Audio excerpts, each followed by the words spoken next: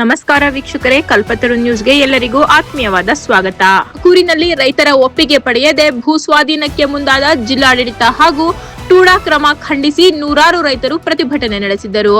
ಮಾಚನಹಳ್ಳಿ ತಿರುಮಲ ರಂಗನಾಥ ಸ್ವಾಮಿ ದೇವಾಲಯದ ಬಳಿಯಿಂದ ಮೆರವಣಿಗೆ ನಡೆಸಿದ ರೈತರು ಬಳಿಕ ಪ್ರತಿಭಟನಾ ಸಮಾವೇಶ ನಡೆಸಿ ಆಕ್ರೋಶ ವ್ಯಕ್ತಪಡಿಸಿದರು.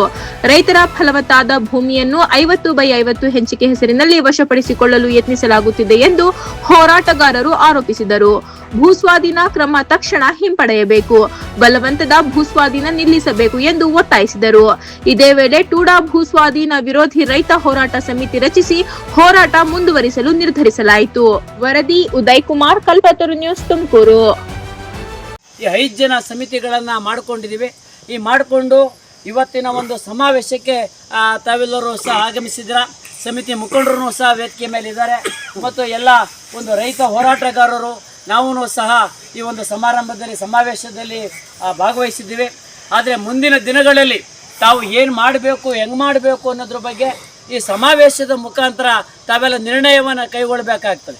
ಆ ನಿರ್ಣಯವನ್ನು ಕೈಗೊಂಡು ಮುಂದಿನ ಹೋರಾಟಗಳನ್ನು ಹಂತ ಹಂತವಾಗಿ ನಿರೂಪಿಸ್ತಕ್ಕಂಥ ಒಂದು ಕೆಲಸವನ್ನು ಗ್ರಾಮಸ್ಥರು ನೀವೆಲ್ಲ ತೆಗೆದುಕೊಂಡಿದ್ದೆ ಆದರೆ ಏನೊಂದು ಜಿಲ್ಲಾಡಳಿತ ಒಂದು ಟೂಡಾ ನಿವೇಶನ ಜಾರಿ ಮಾಡಲು ಮುಂದಾಗಿದೆ, ಆ ಕ್ರಮವನ್ನು ನಾವು ಹಿಂಪಡೆಯೋದಕ್ಕೆ ಸಾಧ್ಯ ಅಂತ ಹೇಳ್ಬಿಟ್ಟು ನಾನು ಹೇಳೋಕ್ಕೆ ಇಷ್ಟಪಡ್ತಾ ಇದ್ದೀನಿ. ಮತ್ತು ಇದೇ ಊರಿನ ಎಲ್ಲ ಗ್ರಾಮಸ್ಥರುಗಳು, ಅದೇ ರೀತಿ ಎಲ್ಲ ಸದಸ್ಯರುಗಳು, ಮಾಜಿ ಸದಸ್ಯರುಗಳು ಎಲ್ಲರೂ ಸಹ ಈ ಒಂದು ರೈತ ಸಮಾವೇಶಕ್ಕೆ ಆಗಮಿಸಿದ್ದೀರಾ. ಮತ್ತು ಕಮೆಂಟ್ಸ್ ನಮ್ಮ ಇವರು ಏನು ಅಂತ ಅಂದರೆ ಮಹಿಳೆಯರಿಗೆ ಭೂಮಿ ಹಕ್ಕಿಲ್ಲ, ಆ ಭೂಮಿ ಹಕ್ಕು ಮಹಿಳೆಯರಿಗೂ ಕೂಡ ಸಿಗೋಂಗೆ ಆಗಬೇಕು ಅಂತ ಆ ಥರದ ಒಂದು ಇದಾದರೆ, ಯಾಕೆಂದರೆ ಇವತ್ತು ಕೃಷಿ ಕೆಲಸಗಳನ್ನು ಅತಿ ಹೆಚ್ಚು ಮಾಡ್ತಿರೋರು ಮಹಿಳೆಯರನ್ನು. ಕೃಷಿ ಕೆಲಸಗಳನ್ನು ಮಾಡ್ತಾ ಇರೋರು ಅವರು. ಪ್ರಭಾವರಲ್ಲಿ ನಾನು ಮನವಿ ಮಾಡ್ಕೊಳ್ಳೋದು ಇಷ್ಟೇನೇನೆ, ಈ ವರ್ಷ ವ್ಯಾಪಕವಾಗಿ ಈ ಒಂದು ಕೆಲಸದ ಇದ್ರ ಬಗ್ಗೆ ತಾವು ಕೈಗೆತ್ಕೊಂಡು ಇದು ಮಾಡಬೇಕು. ಬರೀ ನೀವೇನು ವಿಜಯೋತ್ಸವ ಆಚರಣೆ ಮಾಡ್ಕೊಂಡು ಕೂತ್ಕೊಂಡ್ರೆ ಆಗೋದಿಲ್ಲ. ನೋಡಿ, ಇಲ್ಲಿ ಕೈ ಬಿಡ್ತಾರೆ, ಇನ್ನೆಲ್ಲ ಒಂದು ಕಡೆ ಹೋಗ್ತಾರೆ. ಈ ಸರ್ಕಾರಗಳದು ಹೆಂಗಾಗೋಗವೆ ಅಂದರೆ, ಸರ್ಕಾರದ ನೀತಿ ಹೆಂಗೆ ಅಂದರೆ, ಅಪ್ಪ ನೀನು ಬಾರಯ್ಯ, ನೀನು ಬಂಡವಾಳ ತಗೊಂಬ, ಏನಾದರೂ ಮಾಡ್ಕೊ, ಯಾವುದಕ್ಕಾದರೂ ಈ ಬಂಡವಾಳ ಇರೋರಿಗೆ ಎಲ್ಲ ಅನುಕೂಲನ ಮಾಡಿಕೊಡೋ ಸರ್ಕಾರಗಳು ನಾವು ನೋಡ್ತಾ ಇದ್ದೀವಿ. ಇಂಥ ಪರಿಸ್ಥಿತಿ ಒಳಗಡೆ ನಮಗೆ ಭಾಳ ದೊಡ್ಡ ಜವಾಬ್ದಾರಿ ಇದೆ. ನೋಡಿ, ಹೋರಾಟ ಅಂದರೆ ಅಷ್ಟು ಸುಲಭನಾಗಿ ಅಂತ ಅನ್ಕೋಬೇಡಿ ದಯಮಾಡಿ. ಇದು ಭೂಮಿ ಬಡವ್ರ ಹತ್ರ ಯಾರ ಹತ್ರನೂ ಉಳಿಯಲ್ಲ. ಇವತ್ತು ಒಂದು 4 ಕಾಸು ಜಾಸ್ತಿ ಕೊಡೋದು ಭೂಮಿ ವಶಪಡಿಸ್ಕೊಳ್ಳೋದು, ಒಂದು 4 ಕಾಸು ಜಾಸ್ತಿ ಕೊಡೋದು ಜೀವ ವೈವಿಧ್ಯತೆಯನ್ನು ವಶಪಡಿಸ್ಕೊಳ್ಳೋದು. ಹೀಗಾಗಿ ಯಾರು ದುಡ್ಡನ್ನು ಹೊಂದಿರ್ತಾರೋ ಅವ್ರಿಗೆ ಮಾತ್ರನೇ ಎಲ್ಲ ಸಂಪನ್ಮೂಲಗಳು ಸಿಗಬೇಕು ಅಂತ. ನಾವು ಎಲ್ಲಿ ಕೂಲಿ ನಾಲಿ ಮಾಡೋಕ್ಕೂ ಆಗಲ್ಲ. ಇವತ್ತು ಭೂಮಿ ಕಳ್ಕೊಂಡು ಬಿಟ್ಟರೆ ನೀವು ಬೇರೆ ಏನು ಮಾಡೋಕ್ಕಾಗಲ್ಲ. ಯಾಕೆ ಅಂತ ಅಂದರೆ, ಇವತ್ತು ನೀನು ಏನು ಮಾಡಬೇಕು ಅಂದ್ರೂ ನಿನ್ನ ಹತ್ರ ಏನು ಕೌಶಲ್ಯ ಆಯ್ತಪ್ಪ ಅಂತ ಕೇಳ್ತಾರೆ. ಆ ಕೌಶಲ್ಯಗಳು ಇಲ್ಲ. ಇವತ್ತು ಭಾಳ ಅತ್ಯಾಧುನಿಕವಾದಂಥ ತಂತ್ರಜ್ಞಾನ ಅನ್ನೋದು ನಾಳೆ ಬೆಳಿಗ್ಗೆ ಅದು ಅಪ್ರಸ್ತುತವಾದಂಥ ತಂತ್ರಜ್ಞಾನ ಆಗ್ತದೆ. ಇಂಥ ಪರಿಸ್ಥಿತಿ ಒಳಗಡೆ ರೈತರು ಭೂಮಿಯನ್ನು ಏನಾದರೂ ಕಳ್ಕೊಳ್ಳೋದು ಅಂತ ಅಂದರೆ ನಿಜವಾಗ್ಲೂ ಕೂಡ ಅದು ಶಾಶ್ವತವಾಗಿ ಭೂಮಿ ಕಳ್ಕೊಳ್ಳೋದು.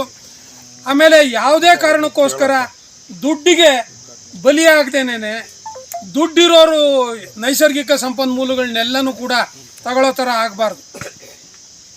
ಅದು ಆಮೇಲೆ ಬಡವರು ಸ್ವಲ್ಪ ಬಡವರ ಜೀವನೋಪಾಯಕ್ಕೆ ಏನು ಅಂತ ಅನ್ನೋದ್ರ ಬಗ್ಗೆ ಯಾರೂ ಯೋಚನೆ ಮಾಡ್ತಾ ಇಲ್ಲ. ಇದನ್ನು ನಾವು ಭಾಳ ಗಂಭೀರವಾಗಿ ನಾವೇನೇನೇನೆ ಇದು ಮಾಡ್ಕೊಳ್ಳೋವಂಥ ಕೆಲಸನ ನಾವು ಮಾಡಬೇಕು. ಆ ಥರದ ಒಂದು ಹೋರಾಟಕ್ಕೆ ನೀವೆಲ್ಲ ಸಜ್ಜಾಗಬೇಕು. ಇದೇನೋ ಒಂದು ಸಮಾವೇಶದ ಜೊತೆಯಲ್ಲಿ ಮುಗಿಯಲ್ಲ. ಆಮೇಲೆ ಇವತ್ತಿನ ಸರ್ಕಾರಗಳೇನೇನೆ ಹೆಂಗಾಗವೆ ಅಂದರೆ, ಸರ್ಕಾರಗಳು ಎಲ್ಲ ರೈತರ ಭೂಮಿನ ದುಡ್ಡಿರೋರಿಗೆ ಮಾರ್ಕೊಂಡು ಹೋಗೋದು. ರಿಯಲ್ ಎಸ್ಟೇಟು ಯಾರು ಅಂತ ಅಂದರೆ, ರಿಯಲ್ ಎಸ್ಟೇಟ್ ಜಾಸ್ತಿ ಯಾರು ದುಡ್ಡು ಕೊಡ್ತಾರೋ ಅವರಿಗೆ ಮಾಡ್ಕೊಂಡು ಹೋಗೋದು ಅಂತ. ಭಾಳಷ್ಟು ಜನ ಅಂದ್ಕೊಂಬಿಟ್ಟಿದ್ದೀರಿ ದುಡ್ಡು ಜಾಸ್ತಿ ಸಿಗೋದಾದರೆ ನಾವು ಯಾಕೆ ಇದು ಮಾಡಬೇಕು ಅಂತ. ನೀವು ಏನು ಮಾಡ್ತೀರಿ, ನಿಮ್ಮ ಜೀವನೋಪಾಯಕ್ಕೆ ಏನು ಮಾಡ್ತೀರಿ, ಆ ಪ್ರಶ್ನೆಯನ್ನು ಭಾಳ ಪ್ರಧಾನವಾಗಿ ಹಾಕ್ಕೋಬೇಕು.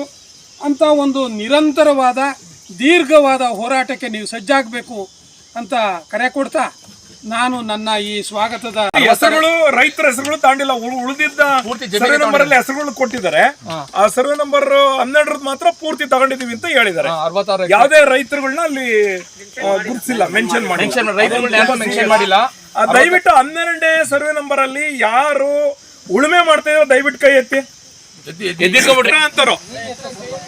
ಸರ್ವೆ ನಂಬರ್ 12 4 8 ಓಕೆ ಇಳಿಸಿ. ಇನ್ನೊಂದು ನಂಗೆ ಕೇಳೋದು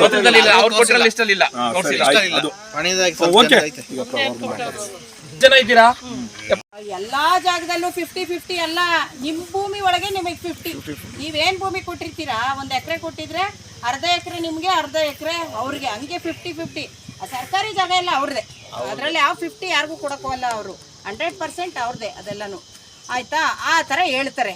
ಆಯ್ತು, ಆ 50-50 ಜಾಗ ಯಾವಾಗ ರೆಡಿ ಮಾಡೋದವ್ರು? ಏನ್ ಇವತ್ತು ಭೂಮಿ ತ ನಾಳೆಕ್ಕೆ ರೆಡಿ ಮಾಡ್ತಾರಾ? 10 ವರ್ಷ ಆಗುತ್ತೆ. 6 ತಿಂಗಳಿಗೆ ರೆಡಿ ಮಾಡ್ತಾರಾ? ವರ್ಷಕ್ಕೆ ರೆಡಿ ಮಾಡ್ತಾರಾ? 10 ವರ್ಷಕ್ಕೆ ರೆಡಿ ಮಾಡ್ತಾರಾ? ಯಾವತ್ತು ರೆಡಿ ಮಾಡ್ತಾರೋ ಗೊತ್ತಿಲ್ಲ.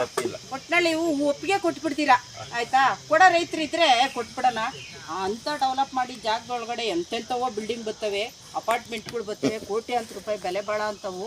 ಅಂಥ ಅಪಾರ್ಟ್ಮೆಂಟ್ ಜೊತೆಗೆ ನಮ್ಮದು ಒಂದು ಸೇರಿಸಿ ಕಟ್ಟಿ ಮಾರಾಟ ಮಾಡ್ಕೊಂಡ್ರೆ ನಾವು ಕೋಟಿಗೆ ಬಾಳ್ತೀವಿ. ಹಂಗ ಕೊಟ್ಬಿಡೋಣ ಅಂತ ಕೆಲವ್ರು ಯೋಚನೆ ಮಾಡ್ತಿರ್ಬೋದು. ಅದು ಕನಸು. ತಿರ್ಕಾ ಕನ್ಸ್ಕಾಣ್ತಿದ್ದ ಅಂತ ನಮಗೆ ಮಕ್ಳಿರುವ ಕತೆ ಹೇಳೋರು. ಸ್ಕೂಲ್ ಮುಂದೆ ಕೂತ್ಕೊಂಡ ಬಾ ನಿದ್ದೆ ಬಂದು ಮಲಿಕೊಂಡ ತಿರ್ಕೊಂಡ್ ಕನ್ಸ್ಕೊಂಡ ಅಂತ ಹೇಳೋರು. ಹಂಗೆ ಅದು ತಿರ್ಕೊಂಡ್ ಕನಸು. ಅವರು ಭೂಮಿ ತಗೊಂಡ ಮೇಲೆ ಪಾಣಿಗೆ ಸೇರಿಸ್ಬಿಡ್ತಾರೆ. ಇದು ಟೂಡಾ ಜಮೀನು ಅಂತ ಸೇರಿಸ್ಬಿಡ್ತಾರೆ. ಪಾಣಿ ಒಳಗೆ ಟೂಡಾ ಅಂತ ಬಂದ್ಬಿಡ್ತು. ನಾಳೆ ಬೆಳಗ್ಗೆಯಿಂದ ನೀವು ಆ ಜಮೀನ್ಗೆ ಹೋಗಂಗಿಲ್ಲ, ಅಲ್ಲಿ ಹೆಜ್ಜೆ ಇಕ್ಕಂಗಿಲ್ಲ. ಆಯ್ತಾ? ನಾವು ಡೆವಲಪ್ ಮಾಡಿ ನಿಮಗೆ ಕೊಡ್ತೀವಿ ಹೋಗ್ರಿ ಅಂತ ಹೇಳ್ತಾರೆ. ಯಾವಾಗ ಡೆವಲಪ್ ಮಾಡ್ತಾರೋ ಗೊತ್ತಿಲ್ಲ, ಯಾವಾಗ ಆಗ್ತದೋ ಗೊತ್ತಿಲ್ಲ. ಆಯ್ತಾ? ಒಂದನೇ ಅಂಶ. ಆಮೇಲೆ 2ನೇ ಅಂಶ ಏನು ಅಂತ ಅಂದರೆ, ಅದೇನು ಅವ್ರು ಹೇಳ್ದಂಗೆ ನಗರ ಅಭಿವೃದ್ಧಿನೇ ಆಗ್ತದೆ ಅಂತ ನೀವೇನು ಅನ್ಕೊಬೇಕಾಗಿಲ್ಲ. ಈಗ ನಾವು ನೋಡಿದೀವಲ್ಲ, ನಗರಾಭಿವೃದ್ಧಿ ಯೋಜನೆಗಳಿಗೆ ಭೂಮಿ ತಗೊಂಡಿರೋ ಕಡೆ ನಾವು ನೋಡ್ತಾ ಇದ್ದೀವಲ್ಲ, ಅಲ್ಲೆಲ್ಲ 10 ಎಕರೆ ಒಬ್ಬನ ಕೊಂಡ್ಕೊಂಡವನೆ, 15 ಎಕರೆ ಒಬ್ಬನೇ ಕೊಂಡ್ಕೊಂಡವನೆ, 20 ಎಕರೆ ಒಬ್ಬನೇ ಕೊಂಡ್ಕೊಂಡವನೆ. ರೆಸಾರ್ಟ್ಗಳು ಮಾಡ್ಕೊಂಡವ್ರೆ ಫಸ್ಟ್ ಕ್ಲಾಸ್ ಆಗಿ. ಸುತ್ತ ಬೇಲಿ ಹಾಕೊಂಬಿಟ್ಟು ರಾಜ ಮಹಾರಾಜರುಗಳು ಪ್ಯಾಲೇಸ್ ಕಟ್ಕೊಂತಾರಲ್ಲ, ಹಂಗೆ ರೆಸಾರ್ಟ್ಗಳು ಮಾಡ್ಕೊಂಬಿಟ್ಟವ್ರೆ. ರೆಸಾರ್ಟ್ ಮಾಡ್ಕೊಂಡು ಸುತ್ತ ನಾಯಿ ಕೂಡ ಅಡ್ಡಾಡಂಗಿಲ್ಲ, ನೊರಿನೂ ಅಡ್ಡಾಡಂಗಿಲ್ಲ. ಅವರವೇ 8-10 ನಾಯಿ ಇರ್ತವೆ. ಆಯ್ತಾ? ನಾವೇ ಕೊಟ್ಟು ಜಮೀನು 10ಕ್ಕೂ ನಾವು ಹೋಗಂಗಿಲ್ಲ. ಅವರು ಎಲ್ಲೋ ಇರ್ತಾರೆ, ಅಮೆರಿಕಾದಲ್ಲೋ, ಇಂಗ್ಲೆಂಡಲ್ಲೋ, ಜರ್ಮನಿ ಒಳಗೋ, ಕೆನಡಾದಲ್ಲೋ ಎಲ್ಲೋ ಇರ್ತಾರೆ. ಅವರು ಭಾರಿ ಶ್ರೀಮಂತರುಗಳು. ಆಗಲೇ ನಮ್ಮ ಸರ್ ಹೇಳ್ದಂಗೆ ಇವತ್ತಿರೋದು 2 ವರ್ಗ, ಅಥವಾ ಇವತ್ತು ಸೃಷ್ಟಿ ಮಾಡ್ತಾ ಇರೋದು 2 ವರ್ಗ. ಒಂದು ಶ್ರೀಮಂತ ವರ್ಗ, ಅತೀ ದುಡ್ಡಿರುವಂಥ ಜನ, ಇನ್ನೊಂದು ಬಿಕಾರಿಗಳು. ಇವ್ರು ನಾವು ಕೆಳಗಡೆ ಭೂಮಿ ಮಟ್ಟಕ್ಕೂ ಇಲ್ಲ. ಅವರು ಪರ್ವತದ ಎತ್ತರಕ್ಕಿರೋರು. ಅವರು ಎಲ್ಲೋ ಇರ್ತಾರೆ, ದುಡ್ಡು ಮಾಡಿಬಿಟ್ಟವ್ರೆ, ಬೇಕಾದಷ್ಟು ದುಡ್ಡು ಮಾಡಿಬಿಟ್ಟವ್ರೆ. ಹಂಗಾಗಿ ಅವರು ಬೇಸಿಗೆ ರಜಕ್ಕೋ, 2 ಮಕ್ಳನ್ನ ಕರ್ಕೊಂಬರಕ್ಕೋ, ಅಥವಾ ಇನ್ಯಾರನ್ನೋ ಕರ್ಕೊಂಬಂದು ಅಲ್ಲಿದ್ದು 4 ದಿನ ಕಾಲ ಕಳೆದು ಹೋಗೋಕ್ಕೋ ರೆಸಾರ್ಟ್ಗಳು ಮಾಡ್ಕೊಂಡವ್ರೆ, ಫಾರಮ್ ಹೌಸ್ಗಳು ಮಾಡ್ಕೊಂಡವ್ರೆ, ರೆಸಾರ್ಟ್ಗಳು ಮಾಡ್ಕೊಂಡವ್ರೆ. ಆಯ್ತಾ? ಹಂಗಾಗಿ ನೀವು ಅನ್ಕೊಂಡ್ರೆ ಅಂಥವಿಲ್ಲ, ನೀವು ಕೊಟ್ಟು ಯಾರಿಗಾನ ಕೊಡ್ತೀರಾ? ಅವ್ರುಗಳು ಲೋನ್ ತಗೊಂತಾರೆ ಬ್ಯಾಂಕ್ಗಳಲ್ಲಿ, ಅವ್ರಿಗೆ ಲೋನ್ಗಳು ಸಿಗ್ತವೆ. ರೈತರಿಗೆ ಅಷ್ಟು ಬೇಗ ಲೋನ್ಗಳು ಸಿಗ್ತವ? ಅವರು 1000 ಕೋಟಿ ಬಂಡವಾಳ ಹಾಕಿ ಏನೋ ಒಂದು ಅಭಿವೃದ್ಧಿ ಮಾಡ್ಕೊಳ್ತಾರೆ. ಪಕ್ಕದಲ್ಲಿ ಅದೇ ರೀತಿ ನೀವು ಮಾಡಿದ್ರೆ ನಿಮ್ಮ ಬೆಳೆ ಕಿಮ್ಮತ್ತು, ನಿಮ್ಮ ಭೂಮಿ ಕಿಮ್ಮತ್ತು, ನೀವು ಆ ಪ್ರಕಾರ ಮಾಡೋಕ್ಕೆ ಸಾಧ್ಯನಾ? ಯಾವನ ತಂದು 10,000 ಕೋಟಿ ಹಾಕ್ತಾನಲ್ಲಿ, ನೀವು 10,000 ಕೋಟಿ ಹಾಕ್ತೀರಾ? ನಿಮ್ಮ ಭೂಮಿಗೆ ನೀರು ಬಿಡ್ತಾರೆ, ಕೊಳಚೆ ನೀರು. ಆಯಿತಾ? ನಿಮ್ಮ 50-50 ಅನುಪಾತದಲ್ಲಿ ಕೊಟ್ಟಿರ್ತಾರಲ್ಲ ನಿಮಗೆ, ಎಲ್ಲ ಒಂದು ಕಡೆ ಕೊಡ್ತಾರೆ. ನಿಮ್ಮ ಭೂಮಿಯಲ್ಲೇ ಕೊಡ್ತಾರೆ ಅಂತ ಅನ್ಕೊಂಬೇಡಿ. ಕೊಡಲ್ವಂತೆ ಅವರು. ಎಲ್ಲೋ ಒಂದು ಕಡೆ ಸೈಡಲ್ಲಿ 50-50 ಕೊಡ್ತಾರೆ. ಅಲ್ಲಿಗೆ ಕೊಳಚೆ ನೀರು ಬಿಡ್ತಾರೆ, ಅವ್ರು ತ್ಯಾಜ್ಯ ಕಸ ತಂದು ಹಾಕ್ತಾರೆ. ಆಯ್ತಾ? ಅದನ್ನು ಕೂಡ ಒಂದು ಕಾಲೋನಿ ಥರ ಬಳಸ್ಕೊತಾರೆ. ಬ್ರಿಟಿಷ್ನವ್ರಿಗೆ ಒಂದು ಕಾಲದಲ್ಲಿ ನಾವು ಕಾಲೋನಿ ದೇಶ ಆಗಿದ್ವಲ್ಲ, ಅವ್ರು ನಮ್ಮ ದೇಶನ ಹೆಂಗೆ ಆಳಿದ್ರು ಗೊತ್ತಲ್ಲ, ಹಂಗೆ ಇದೊಂದು ಕಾಲೋನಿ ಅಂತ ಅಲ್ಲಿ ಅದನ್ನು ನಮ್ಮ ಜಮೀನ ಅವ್ರು ಪರಿಗಣಿಸ್ತಾರೆ. ಇದೆಲ್ಲ ಅಪಾಯ